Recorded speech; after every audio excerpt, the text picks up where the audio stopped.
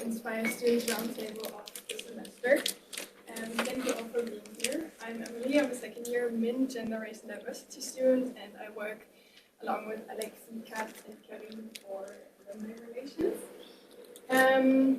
Before introducing the topic and our panelists, some practical information.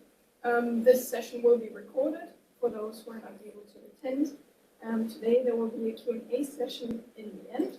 So you here in the room, you can just ask your questions, and those of you who are online, you can put your questions through the Q&A function.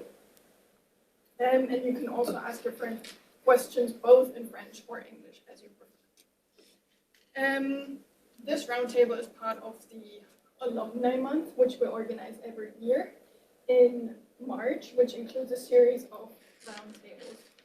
And the goal of this Inspire Students project is to bring together current students and alumni of the Institute to learn from each other. And in organizing this event, we collaborate with Career Service, we also collaborate with the Professional Development Committee, the Feminist Collective, and the Gender Peace and Security Coalition. So thank you to all of these student initiatives, thank you to Career Services for helping us make this event possible today. Today we have some amazing panelists who work in various sectors but who all share an interest in matters relating to diversity and inclusion, and also the challenges that we still face in this regard. So thank you for being with us today and for taking the time to share your experiences. First we have Jacqueline, who graduated in 2019 from the MIA program in Global Security and International Finance, who started her career as Zurich's first Black female officer in 2009, igniting her commitment to diversity and inclusion across various sectors. Her journey includes becoming a diversity, equity, and inclusion expert with notable roles in education, consulting, government, UN, and now the private sector, where she works as a DEI advisor with UBS. Her key interests include DEI, CSR, sustainability, ethics in AI, and fitness. So welcome, Jacqueline. Then we have Laura, who graduated from the Master's in Law in 2013, and who's an international human rights lawyer specializing in child protection and prevention, response, and risk mitigation of gender-based violence, and who has field experience in South America, South Asia, and West Africa. And since 2021, she has been working with the UN, including as a legal officer for gender equality and statelessness, and as associate gender-based violence protection officer. And welcome. Then we have Anushka, who graduated from the MDEV program, Mobility, Spaces and Cities in 2021, who centers diversity, equity, and inclusion in all aspects of life. She currently serves as the DEI coordinator at the Democratic National Committee in the US, and additionally, she's a dancer and member of the creative board of Capital Funk, a dance team in Washington, D.C., rooted in community and storytelling through hip-hop. Prior to her studies at the Institute, she worked with local nonprofits in the US on issues such as international adoption, refugee resettlement, and food banking. So, welcome, Anushka, too. And lastly, we have Emma, who is a current peer of mine in the Gender, Race and Diversity MIN program, and who is also the co-president of the Geneva Impact Investment Association.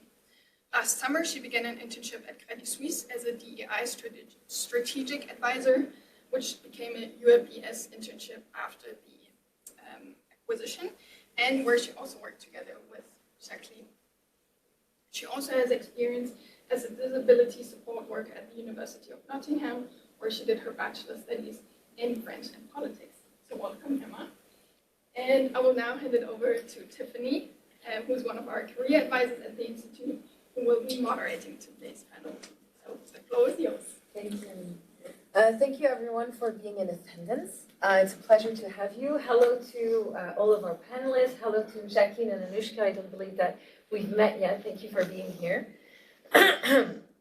So we're going to start off with a general question to each of our panelists. Then we'll move on to a specific question to each of our panelists, and then there will be an open discussion among our speakers.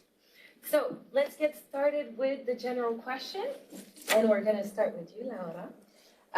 Did you have a clear idea of the ideal job once you graduated from the Geneva Graduate Institute?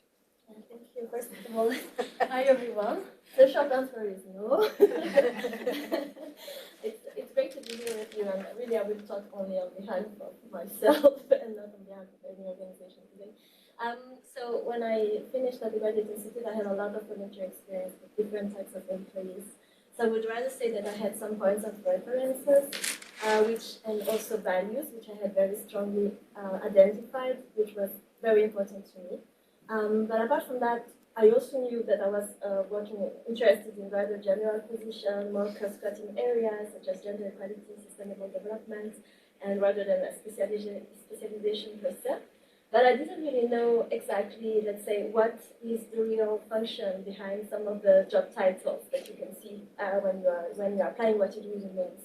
And I think this is really a journey that I have acquired while working, when I could really see on the job what were the different set of skills, the rhythm, the different set of diversity that I wanted to bring to the function, to really find what would be an ideal position, let's say. And I think the ones that really fits me the most is like I'm a protection officer, and what I really like about that is the different set of skills that you have to manage and to construct and to build to be able to be really protection officer. But this I found out really after, I finished 10 years ago, and I'm now in the position since 2 years. But yeah, I think it's a journey.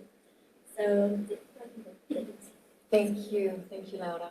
I think it's a very, important thing to say for students, because a lot of them always ask themselves should I figure it out right away? And it's great to know that it's through experience that it comes, and you discover the positions that exist. Okay, so the same question now to Anushka. Did you have a clear idea of the ideal job once you graduated from the Geneva Graduate Institute? First of all, thank you for having me as a panelist. I agree with, there's a word that Laura said, I think it was journey, and I really like that word for this question, because I didn't have a clear idea, but I had some inspirational moments. So George Floyd had just been murdered around the same time that I was about to graduate. And that influenced a lot of what I decided to do, because I did not want to return to the US originally. I wanted to stay in Europe in some way. But then after that happened, I really thought about my own life and the experiences that I can bring to a workplace. And I knew my understanding of, having grown up in the US, my understanding of race was going to be helpful in my country that I grew up in. And so I was like, okay, maybe it's okay if I return back to the US. But originally, when I came to the Institute, I chose to focus on the mobilities track because I had experience with a refugee resettlement nonprofit in the US, and I really wanted to continue. I saw myself going into UNHCR, IOM type of jobs. But the journey part, I think in every journey there's an inciting moment, or an instigational moment. I don't even know if that's a word, but it was definitely George Floyd, and then having me think about my own positionality and what I could actually bring to a workplace. And so that's when I started looking into diversity, equity, and inclusion positions, because those were popping up rapidly in 2021. And so, yeah, that's how I chose what to do next, but I wasn't quite sure the whole time. I was just kind of sending applications, talking to people, doing everything that I could. Thank you, Anushka. We'll be moving on to Jacqueline with the same question, and I'll repeat it. Did you have a clear idea of the ideal job once you graduated from the Geneva Graduate Institute? Well, thank you also from my side for inviting me. And I could really echo what the previous speakers have also said. You don't necessarily know at the beginning what the ideal job looks like.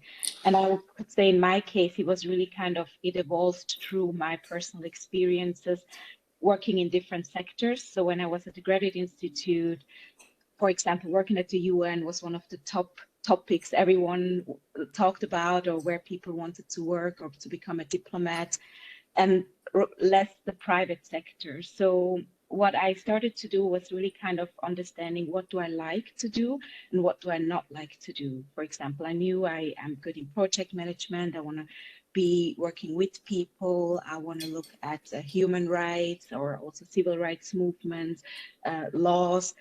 Also, I looked at, do I want to work for a large company or for a small company? So all this I countered while making my decision, and I think the location as well. Did I wanted to work in the US or in Europe or in Africa? So I worked in all different continents. I worked in New York, I worked in South Africa, I worked in Paris.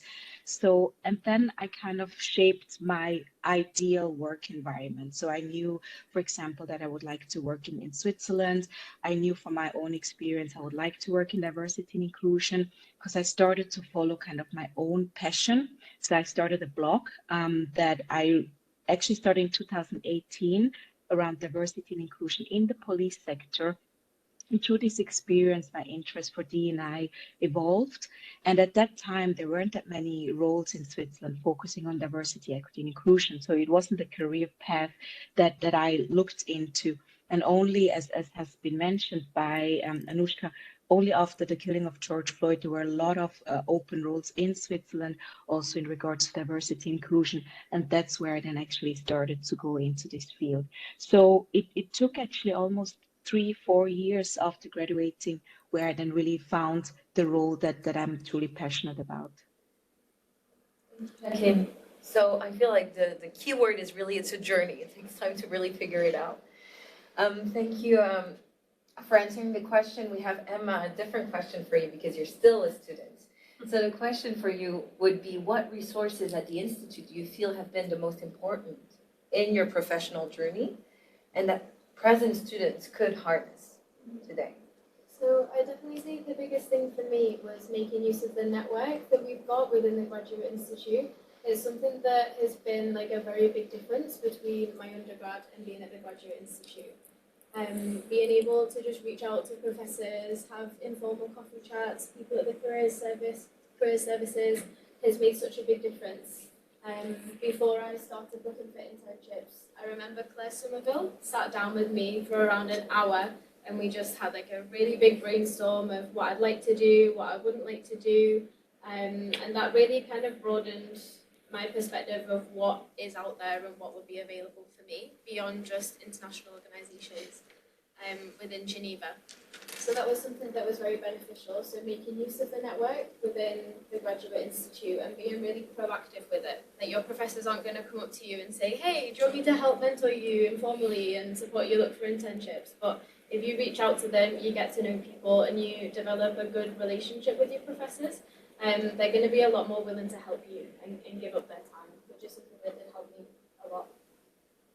Another thing that really helped me was the skills workshops. So I took one of the skills workshops on presentation skills and public speaking, which did actually horrify me a little bit at the beginning. But it's these little things that do really just help build up your own skills beyond the academic side that really, really help when you come into the professional world as well.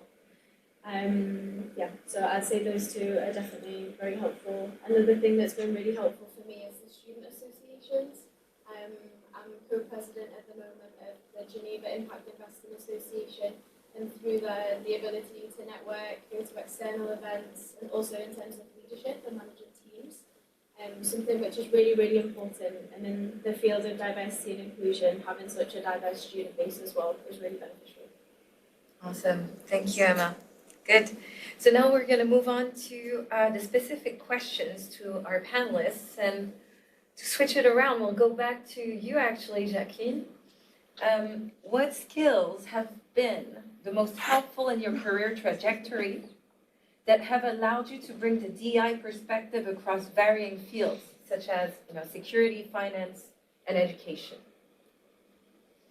Yes, I think it's a very good question. So what I see in D&I is that it's important to have a lot of cultural competence and also historical knowledge about civil rights movements, but also women's suffrage movements, religious movements as well, and human rights law.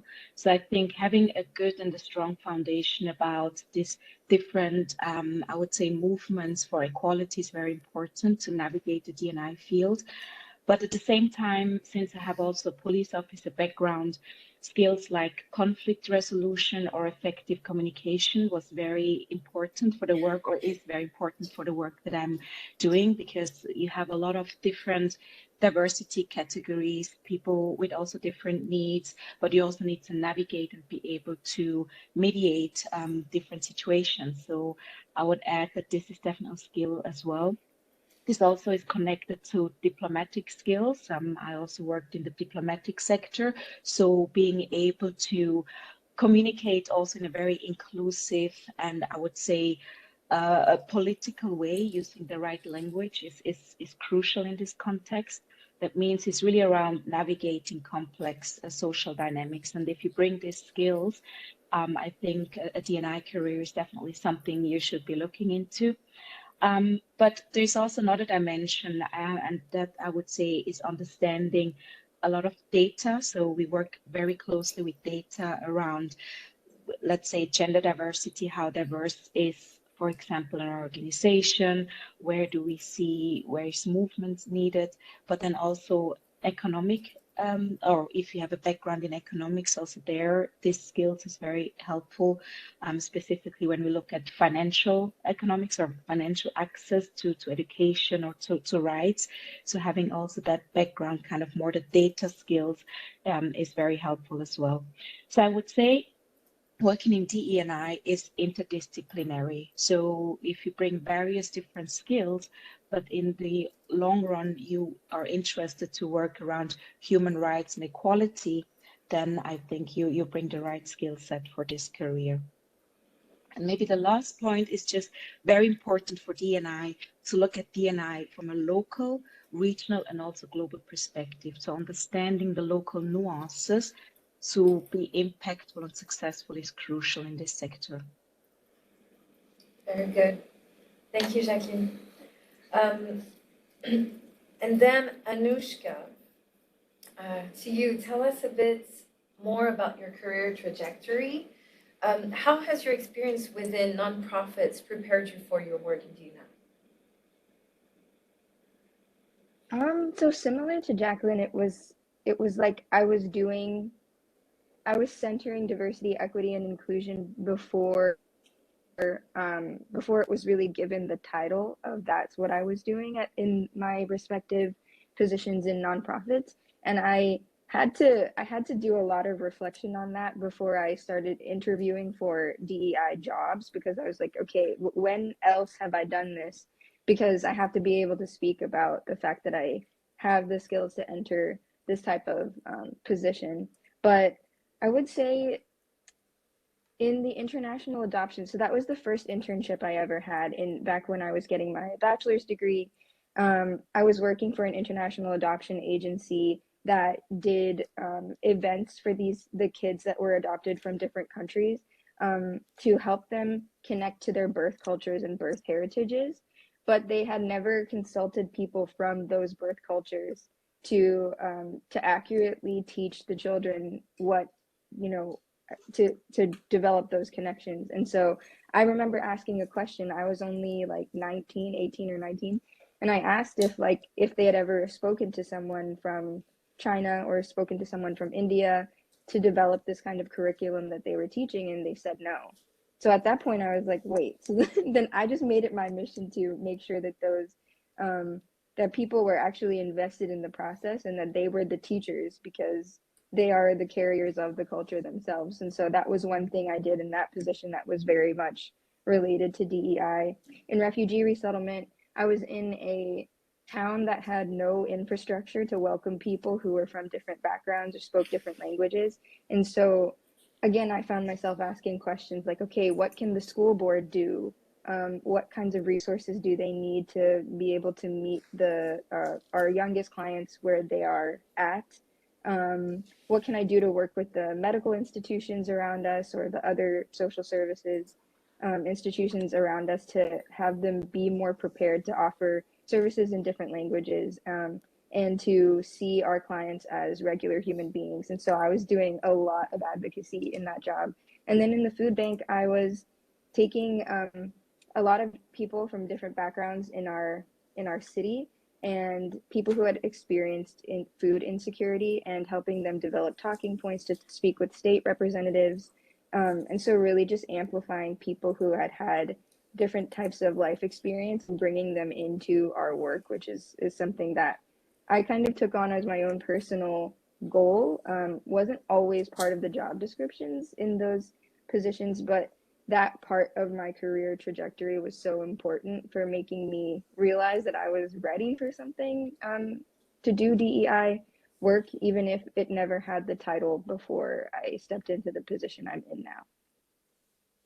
Thank you, Anushka. Very interesting. It sounded like it sounds like you're very, very invested in the mission, and that's how it shows up also in the different roles that you took on.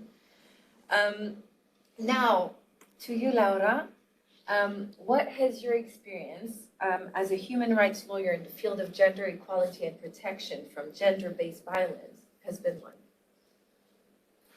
Yeah, it's a very broad question, but I want to say, well, it was very, it is enriching and diverse.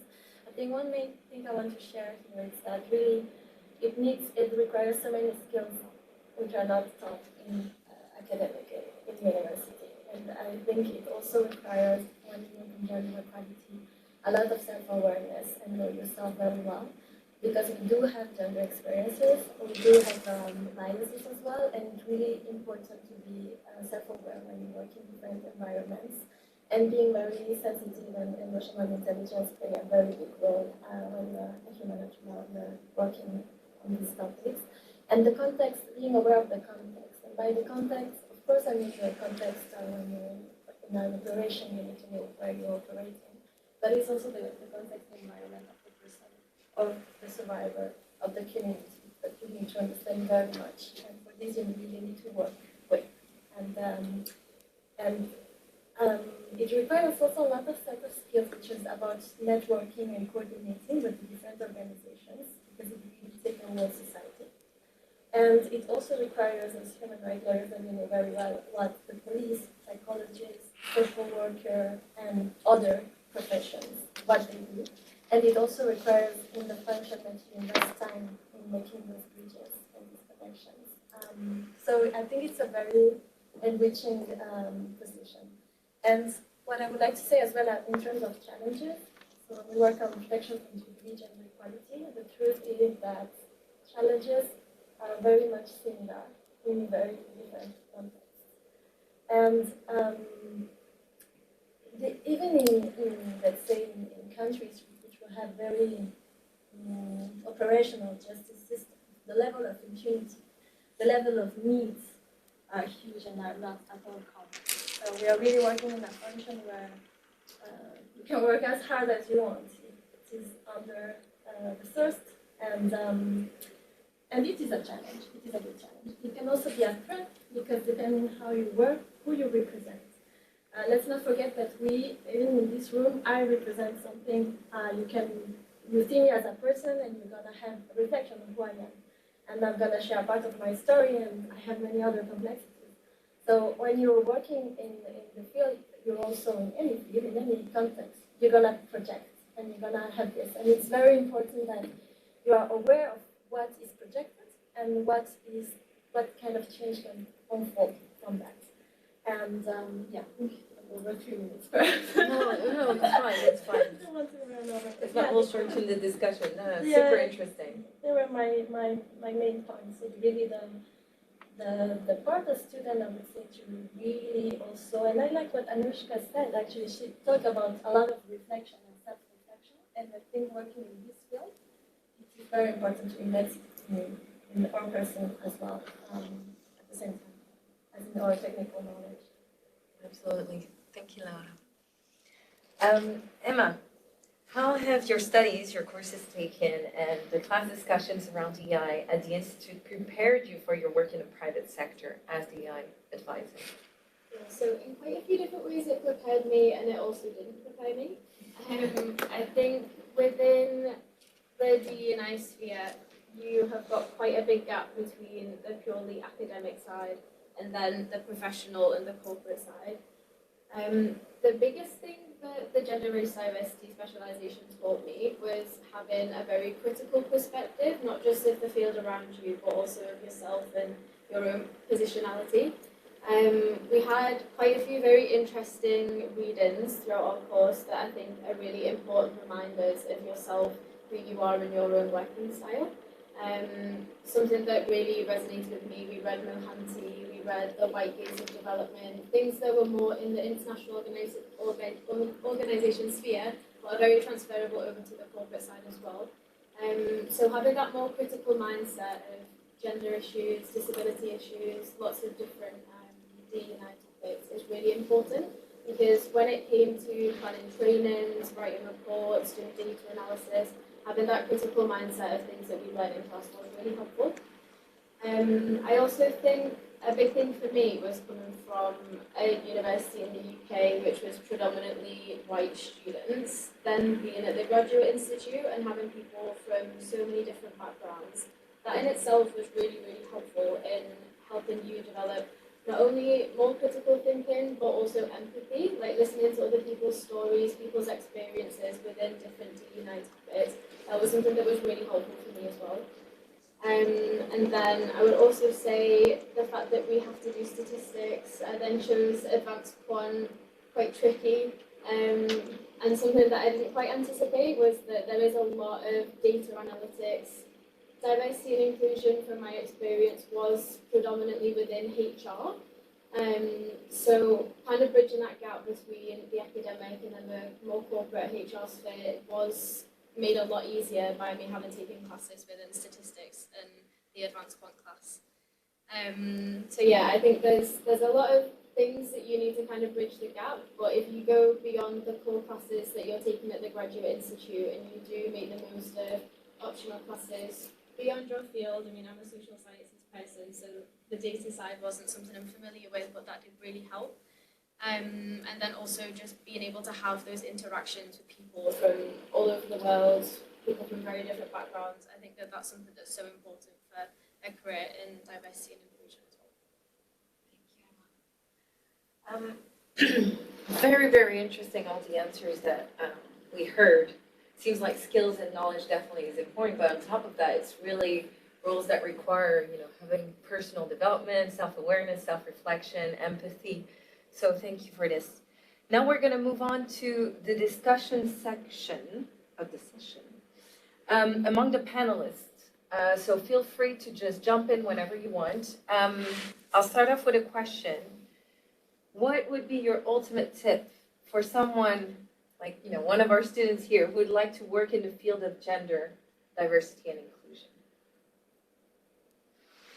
Whoever wants to start. You want to start? Yeah, Emma? Yeah, I'd say for me, my experience was very unique. Like we mentioned before, I started my internship at Credit Suisse, and then a few months down the line, it was a 6-month internship, transferred over to UBS, which was very nice because it meant that I got to work with Jacqueline on the team. But I'd say that something that is really important from my perspective is flexibility. I think if you go into an internship or a role within D&I, there's a lot of things that are going to come up that you need to be very adaptable and flexible with. Within D&I, things come up in the news, legal systems, we've mentioned George Floyd, things come up all the time. That means that you're going to have to shift a little bit to how you work. You're going to have to respond to things. So it is very dynamic. The affirmative action ruling in the US, that was big news whilst I was doing my internship as well. And you've got to really think about, okay, so how does that affect the work that I'm doing? And how can we still work to overcome these issues to the benefit of the people that are working for our organisation?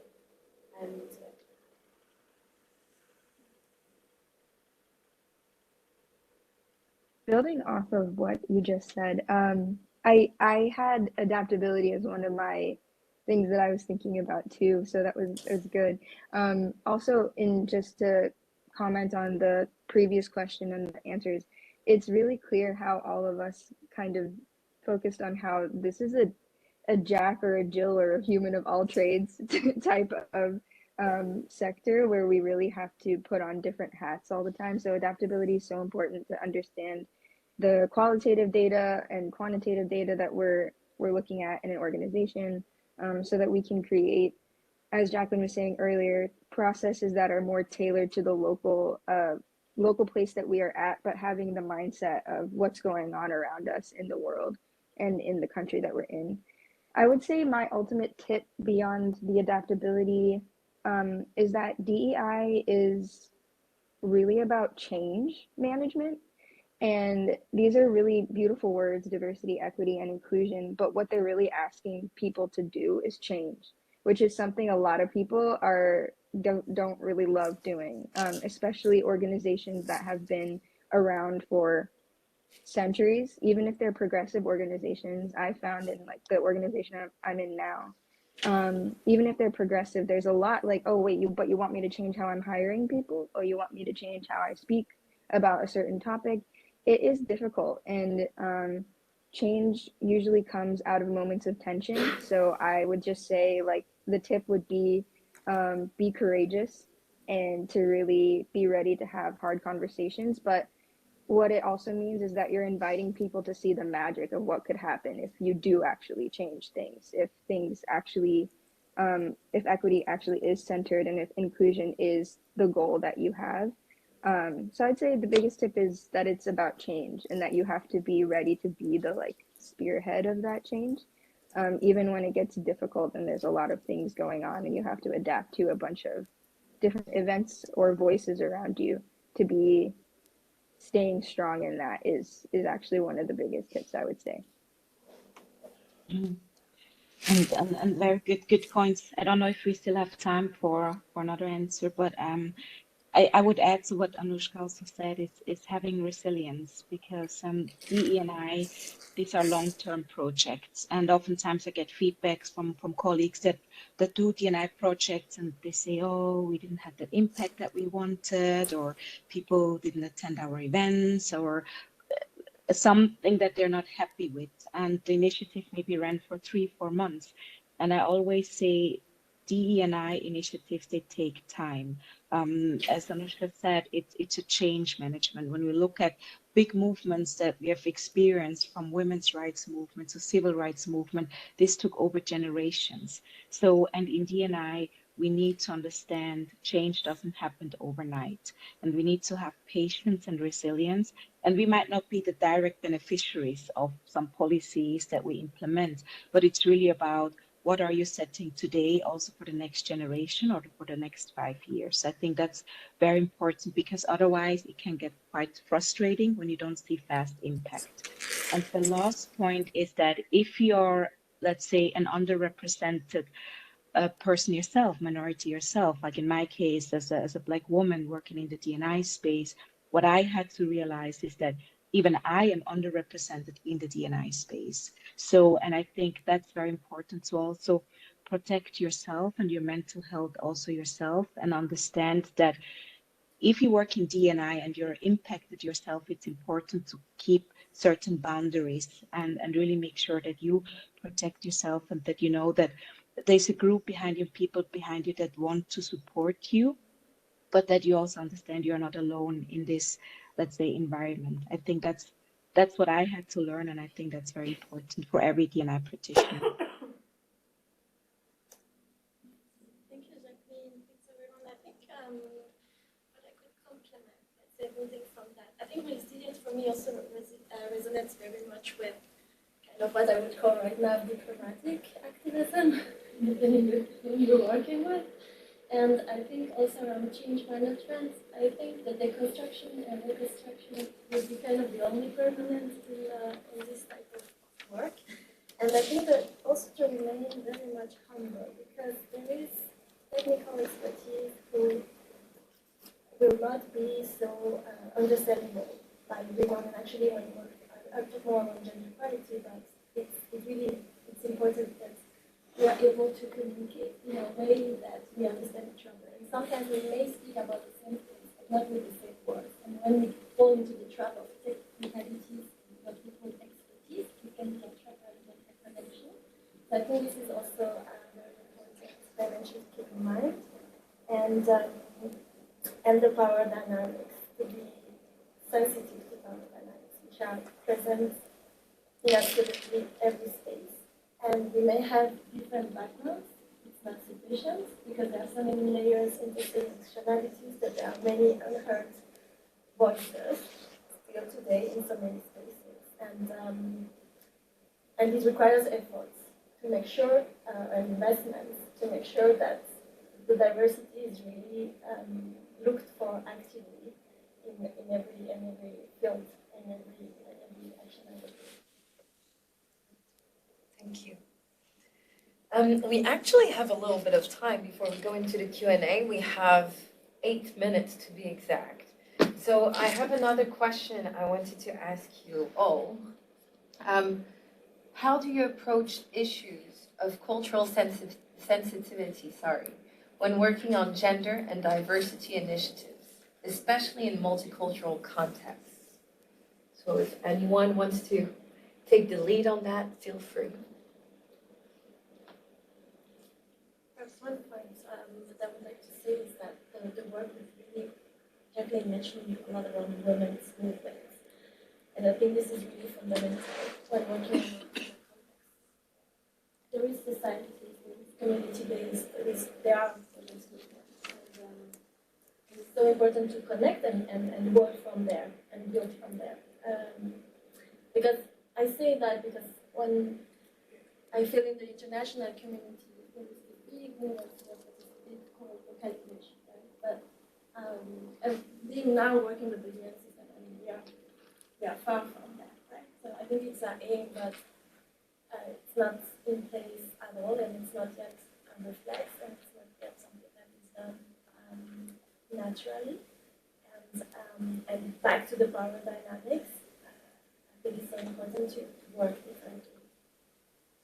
And you can have intercultural skills, multicultural skills.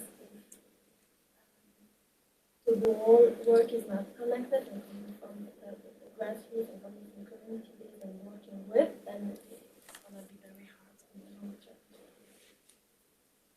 really have a common.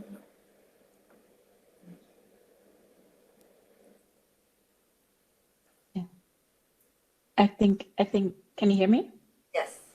Okay, great. So I think these are very great points that have been mentioned. What I can add is it's really around listen and learn.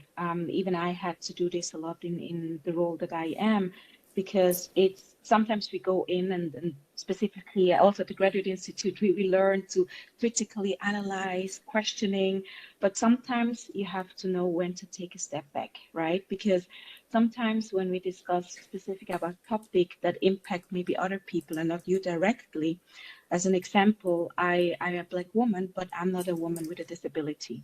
So if I discuss about topics that impact people with disabilities, it's for me to listen in and to understand, and not for me to give advice because I'm not living with that experience, right? So it's for me to learn. And I think that's very important, to be cultural sensitive and culturally aware. And sometimes I also get requests to speak at, let's say, global panels around LGBTQ plus inclusion. And while I can speak from, let's say, policy or laws, I can't speak from a personal experience. So then I ask a colleague or a friend that brings that personal experience in addition to, let's say, the professional and academic background, and recommend someone that I feel would be better in a better position and place to speak. And I think in this context, it's also about making space for others. And that's around diversity is so broad, it's so wide, and we need to know when do we have to take a step back, when are we allies, when we're advocates. And I think when we work with this mindset all together, then we have the biggest impact. And the last point is also around looking at intersectionality. Because one thing in my personal experience, when we discuss about gender diversity is very important for me, but at the same time also ethnic diversity, right? So it's an intersectional viewpoint that we need to have. You can be LGBTQ and you can be a Black man. You can be a person with disability and a woman. So different diversity categories impact people differently. And I think understanding that and making it wider and more inclusive, it's very important in the D&I space and to be culturally sensitive. I don't have too much more to add because, Jacqueline, I feel like you said a lot of things that I think about too, in terms of taking up space when it's necessary, and then being able to give it away as well. It's a delicate balance for sure, and I think it's looked different in different jobs that I've had. So when I originally thought, when I heard this question, I thought about my work in refugee resettlement, because that was extremely clear what the problem was, especially because I was working in a town that it was predominantly white. There was predominantly Christian, predominantly a lot of things that it was just very homogenous. And so when you're bringing in clients from different countries into that space, there were clear reasons why there were issues with cultural sensitivity and communication and things like that. So that was a bit easier just because of how clear the problem was. But sometimes you go into a space and there are people leaving an organization and you don't quite know why yet, or there are certain things happening and you can see that there are issues, but there's not a clear answer. And so in those cases, I've been leading diversity, equity, and inclusion trainings at our organization. And similar to what Jacqueline was saying, I really like facilitating those because I'm barely speaking. Like, I really am just inviting other people to examine themselves and the organization and the team that they're on, and ask themselves questions about how they can discuss their own identities, how they can center their own experiences, and also bring the seat at the table for others to join in too. Thank you, Anushka. I don't know if Emma, you wanted to add anything? Yeah, I think a lot has already been said very well. I think something that was very well modeled throughout my internship was having very open, honest feedback mechanisms with all of the different things that you've got going on within diversity and inclusion, whether it's mentorship programs, training sessions, employee networks. I think having and being willing to accept feedback, criticism, and think of, okay, this is like a learning process for all of us. It's very dynamic. Things are changing. The world is changing. How can we do this next time? And not taking things too personally. But I think definitely seeing it as a learning process in itself and having open feedback mechanisms is something that is really, really important in this space. Also, that the people feel that they're able to share their own views and opinions. Like, yes, you've got specialists in the field, but everybody, we've all got our own very different experiences that are all very valuable, and they can contribute, whether you're within the D&I team or whether you're in wealth management or somewhere else. And I think having those different mechanisms that just pretty much link back to company culture, they're really important as well. Thank you. Very well. So I think that concludes the part about the questions to our panelists, but now we'll open the floor to our students. If you have any questions for our panelists here, you can raise your hand in the room. And also for the people online, feel free to write in the Q&A function. And Karine here will ask you a question. So any questions? We have about, I think, 15 minutes. Yes. I have a question. Hello, everybody. Thank you very much to our dear panelists for sharing their experiences. It's really valuable information, so very interesting to listen to you. My name is Anna Kuznetsova, and I am the student of Executive Education Program in Diplomacy, Policy and Negotiation. And my question now is to Jacqueline. So just reading and listening to your background, so I am actually at the same point of thinking, like I have behind of me 14 years of experience in non-profit sector.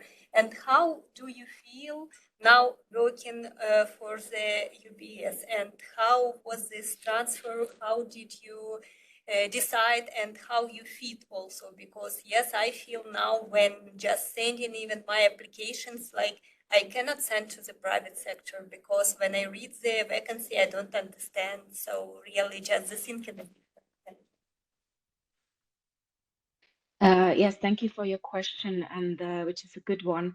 I think what I can say is that I did, yes, work in the public sector all my previous career, but what I also did in 2018, so I had my own consultancy that I opened. So it was first started as a blog where I shared information around diversity and security. And actually, that blog grew then to a consultancy where I then worked with private firms around TE&I. And that allowed me kind of this entrepreneurial work that I did to get exposure to the private sector. So, and that helped me then also when I was applying for UBS, when they saw that I already had a consultancy firm for 3 years, that I understand the private sector to navigate also what is required there. So what I can recommend is it's when you make a transition, a career transition, I feel like it's important that you kind of prepare previously that step. So if you have a skill, if you have a blog or I mean, nowadays with technology, there's so much that you can do.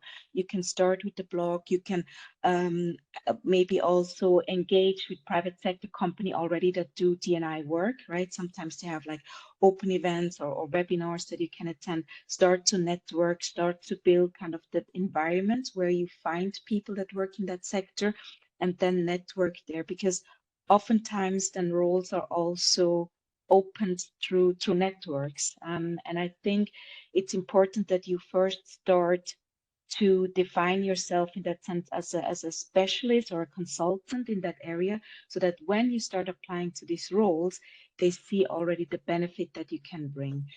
Um, there's not a clear-cut solution, I would say, but make yourself visible also in the social space on LinkedIn. I've been very active on LinkedIn. You can write articles on LinkedIn about D&I or what you work or what you think companies are doing well.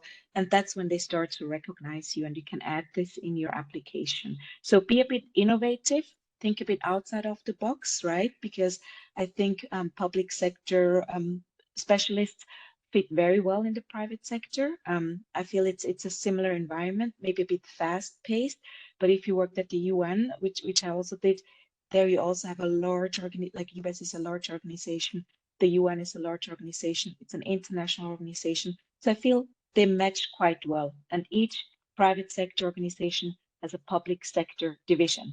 If it's philanthropy, UBS Optimus Foundation, for example, we have communication. So each private sector has public aspects. So your profile will fit very well. You just have to shape it nicely and be a bit innovative. I hope that helped this answer. Yes, actually, because I'm working in this direction. So, and you just proved that this is the right direction. Thank you. Great. Yes. Hi, I'm a first-year student in the MINT program in the Gender, Race, Diversity specialization. I think my question is for Laura, Jacqueline, and Anushka about working in institutions where, as Anushka said, there's a lot about change that EDI involves.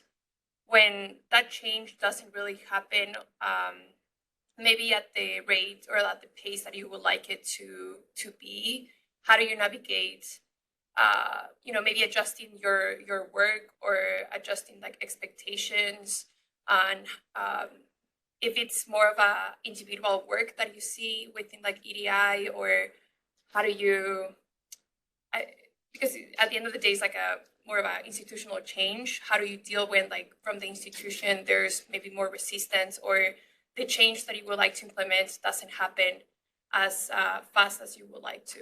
So.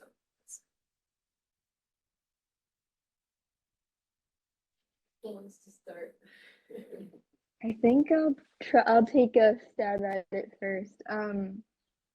Well, Jacqueline was saying this too. It's a long It's a long-term thing. So with long-term things and changing over time, you need to build trust, I think is the biggest part, is because my biggest fear is that DEI positions are just going to be hired for like a visual band-aid over certain things, and that DEI won't actually be infused into every single process at an organization.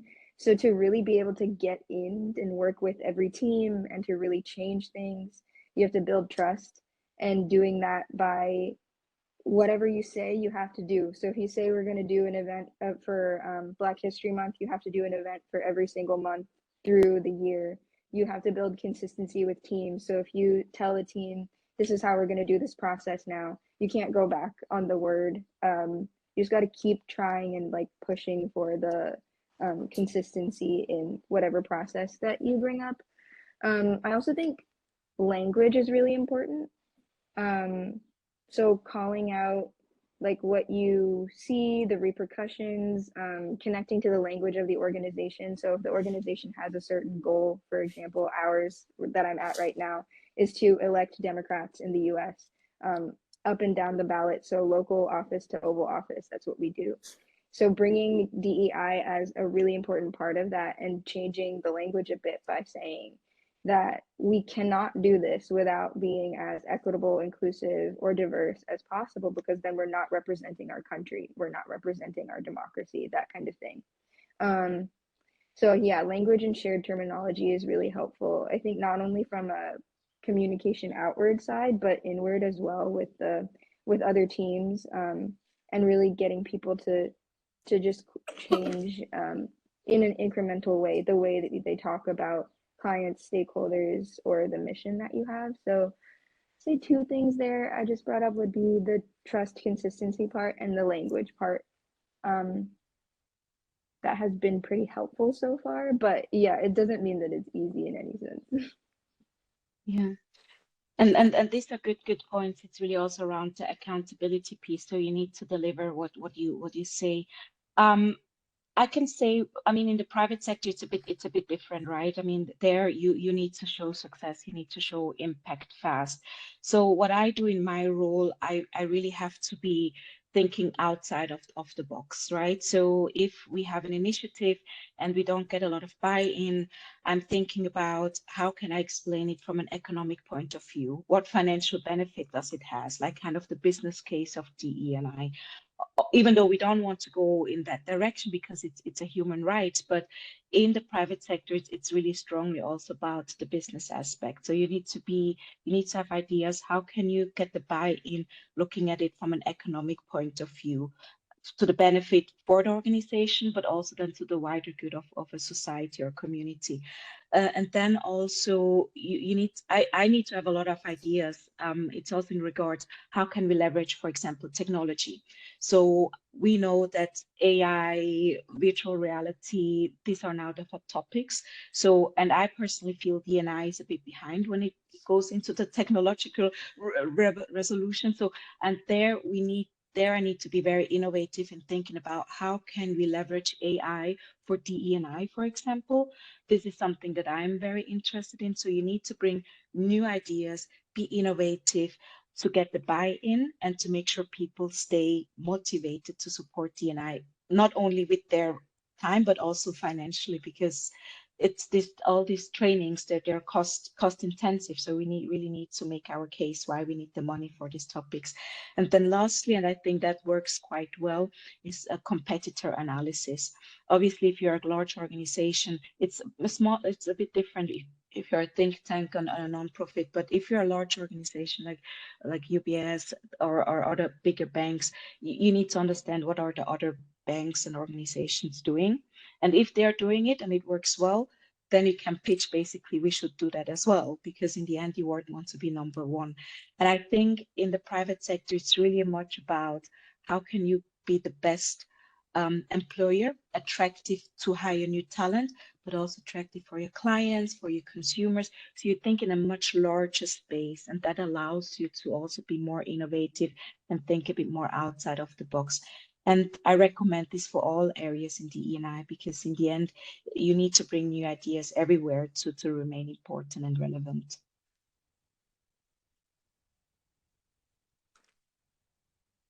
Good, thank you. I think we would have time for one last question. Yes? Hello, everyone. Thank you for your time and for this event. My name is Grecia. I'm a first-year MINT program from the Human Rights and Humanitarian Specialization. My question is directly to Laura. I'm also a lawyer. I wonder to know, like, how is it like to work in the intersection of like human rights and gender or ADI, and exactly like how this skill set as a lawyer equip you to apply in this job, but at the same time, what is skill set or with what you kind of like I don't know, like experience in the field, or like have experience like doing this a certain course or a specialization or certain certificate allow you to like kind of also equip this skill set as a lawyer to be also, like you mentioned, a protection officer or a gender specialist in the field, because I wonder like how to make the connection and fit in those roles. And this is kind of a second question that I want to pose to all the panel. Is like you mentioned that these job roles doesn't actually, these labels of these job roles have been posed lately as like IDI or gender specialist, but in the past they weren't labeled as that, but we were doing this type of job. But like the different, what I see in the job position in the market is like, oh, we want someone with experience in gender, or like someone that has experience implementing IDI projects. Like how like you can boost your profile or your curriculum, or as well like your experience, like coming, for example, as a human rights specialist, to be inserted in the IDI network. Perhaps more of what's related to human rights lawyer and gender. Let's say when I started working with I had a specialization, a course on that in gender studies, but it wasn't that long either. I think now there are many more and they are more accessible as well. I think it's important to start somewhere, and I guess this is where you're trying to take the right connection. But there, I think courses are important, but also if you manage to, as a human rights lawyer, for example, I don't know how you position it yourself on it, but you have so many different organizations where you can bring the legal support, and depending on what type of legal support you're bringing, if it's thematics around gender protection, for example, you're very much into a lot of gender lens. But even in other family laws, I don't know what you've been working on before. I think it's something that you really need to put in practice, and to like in every legal assistance and support that you bring, that you do the gender analysis and the gender lens. And this is how you acquire it. Of course, you have the different courses, but also it's really making sure that you have the practice on it. And if it's not a position because you don't have yet the experience, and I'm cautious, I'm not encouraging to volunteer too much because I think I did too much of volunteering, honestly. But or paid internships and so on, it was really a trend 10 years ago, and I see it's still a little bit too much. But I think these are very, very valuable experiences. Especially if you don't fit yet that box on we need you legal support with gender expertise and some years of experience in that, I would say. Go ahead. I think in terms of like getting the gender diversity experience, it's not just like going and getting an internship. Like there's so many other like little things that you can do.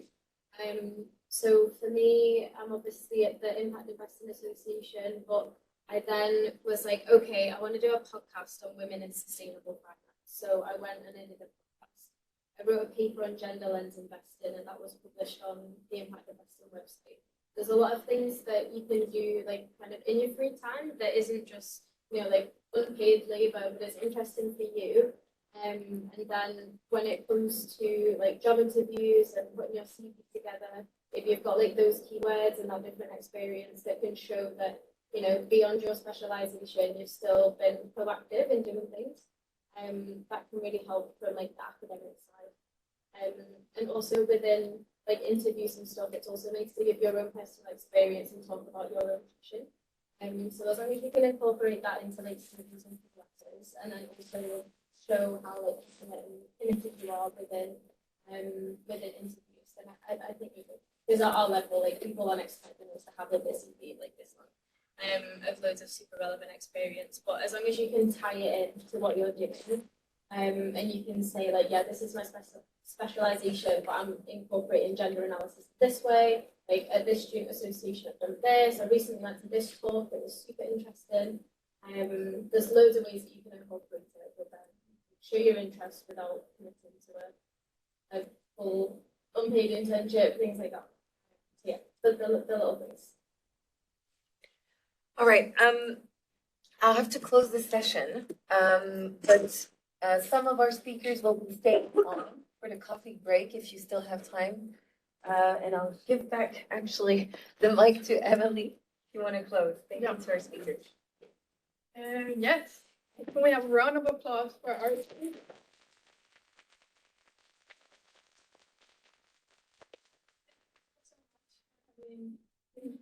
Today, for being here today. For those of you who join us online or who would like to stay here in the room, Jacqueline and Anushka are willing to stay for a few more minutes to answer some extra questions. And as Tiffany has already alluded to, the other two will join us for a small coffee networking snack thing, which is outside the room. Well, maybe we can stay in the room if we want. We can. We have half an hour. Yeah, exactly. And so as I have the floor, I take the opportunity to let you know about our next roundtable next week. On Tuesday, it will be about sustainability. Then the week after, on the 19th, we will be on diplomacy. And I heard Emma saying about the networking she earned here at the Institute. And I heard someone, probably Anushka, telling us about the languages. So probably on the 9th of April or the 23rd of April, we will do a workshop in French on how to deal with networking. So it is in French, réseautage mode d'emploi, for those who get some French already. So you're welcome to these events. And thank you to you, Emily, and to all the colleagues and students who are here, and of course to our alumni who are online and with us. Thank you so much. My name is Carl from the admission office, and I have a question specifically about your work in the Zurich Police Force. I'm just really curious about your experience there, as both as a woman, as a foreigner, as a person of color, because the Zurich Police Force is not necessarily famous for their, I don't know how to say this, but maybe tolerance, maybe openness. I mean, I've heard from foreigners in Switzerland at the receiving end of police profiling. And I'm just really curious to understand the quality of your experience there. Yes, of course. And thank you for the question. So, and indeed, it definitely has not been easy at all. Obviously, I am a Black woman, and I am Swiss. I mean, I speak perfectly Zürich Deutsch. I grew up in Zurich. So, and when I was hired, I was the first woman of African descent. So, you know, when you go into somewhere being the first, obviously, you kind of have to prove yourself, or when you make a mistake, then the eyes are on you. So you're very cautious and hyper vigilant around what is happening around you and what you do and how you're being perceived. I can say that in general, there were positive feedbacks, that they were open, obviously, to diversity. But one thing is, if the HR, or let's say recruiting, is open to recruit diverse talent, but the organization per se has not gotten that training or that cultural sensitivity that we are opening up our organization to diversity, you have people that will not be happy with it, right? And they make you feel it, and can be various scenarios of sometimes, for example, not giving you a handshake when they greet someone, or rumors that I've personally heard, not wanting to be with you on the patrol, in the patrol car together. So that means you really need to develop a very thick skin but also understand why you are there. And I always knew why I was there, because when we had cases of, let's say, domestic violence, and you go and it's a African family, and they see you as a Black woman, they're much more open to tell you what happened, right? Especially if you're the victim. The trust building is so important, specifically when you work so close with the community. But in the long run, this was one of the reasons I felt the police didn't provide me an inclusive environment enough for me to succeed and persevere. And that's why topics like D&I became so important and interesting for me. And that's why I left to really advance in my career. I think until today, there's a lot of room for improvement within the police sector. They have still uphold kind of that picture of, if you're a police officer, then you're male, heterosexual, white, and Swiss. And that is still kind of the stereotype that exists. I do know that they are working on obviously changing it. For example, the Canton of Zurich now allows also the Canton of Geneva colleague or people with a C permit to become police officers, allowing also more for diversity. I think one thing what we have to do as a society it has to be twofolded. The police has to work more on inclusion initiatives, but also our society and community, we need to be more open to encourage people to go into the police sector. I oftentimes told my colleagues of migrant background, why don't you join the police academy? Because it's a great academy, it's a great school, but no, I don't want to. And I think when both sides are also not kind of willing to merge together to make that change, it will continue to stay like that, right? Because for the police, I could also see it was difficult to attract diverse talents because the interest was not there from the diverse talents. The police didn't know how to make it more inclusive, but the diverse talents didn't consider the police sector as a job opportunity. So, and I think it goes into both direction, and I haven't yet found the right solution how to address it. But I do have to say it's not only the police, but it's also the whole society, because the police sometimes also reflects a bit how the society is structured, because police officer also grew up in the white society or in Swiss society, right? So, and then it's a societal thing, because even when I had cases with, let's say, the communities, I've heard, for example, the N word, I've heard more from the community than actually from the police, right? So it's a mix of making the society aware around diversity and inclusion, and then institutions like the police, like the military, like many other sectors, health sector, will also be more sensibilized about diversity and inclusion. That's a long answer. Yeah, no, but it's a complex experience, so I appreciate that. Yeah. Anushka, I don't know if you have anything that reflects that where you are, but yes. Like in the police sector or a different? No, anywhere, just that intersectionality of where you work and where you come from. I mean, you said you need to build that self-awareness, and so you're working for inclusion, but you have to include yourself in that inclusion. Yeah, we were. I think I was just talking to my supervisor about this the other day. Is like we are also the people that we're advocating for, which is so interesting. Right. Like weird, but it's true.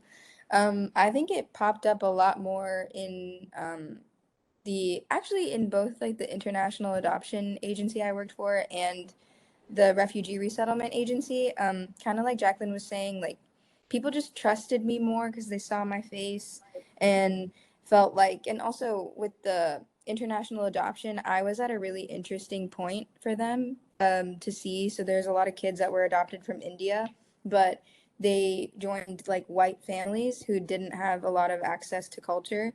But then a lot of the kids felt like a little bit weird around people who are from India, like born and brought up in India, because they didn't feel like they were enough of whatever that what they were thinking of as enough Indian enough.